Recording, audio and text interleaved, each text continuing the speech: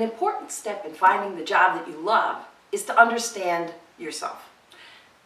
I like to think about this in terms of what do you love and what do you hate. Sometimes people have a hard time describing what it is that they exactly love.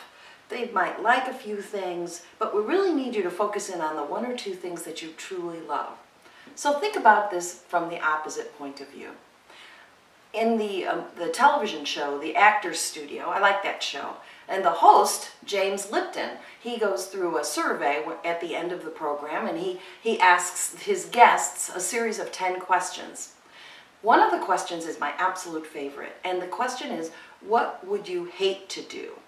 What kind of a job in anything in the world would you hate to do? And you hear all sorts of different answers. Somebody says, oh, I wouldn't want to be a ticket taker in a toll booth. Somebody says, I wouldn't like to be a cab driver. I wouldn't like to be an accountant. It doesn't really matter what it is. It is very personal. The thing that you hate is very personal.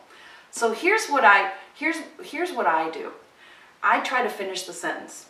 I would rather pick up dog poop in the front yard than do this. What is this? So what is the thing that you hate the most? Maybe it's making cold calls. Maybe it's going out into a big group of people and meeting people you've never met before. Maybe it's doing accounting. I don't know.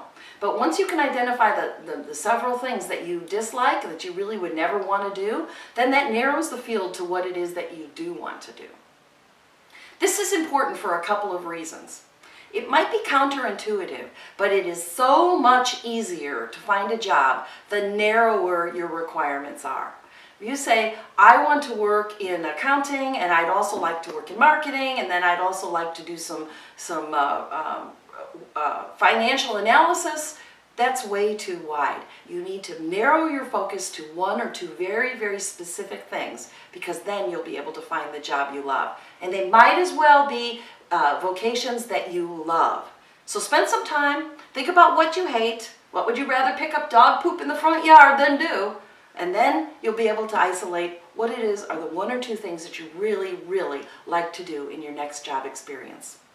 To learn more about exploring yourself, check out our website at interviewdoc.com, and we'll talk to you again soon.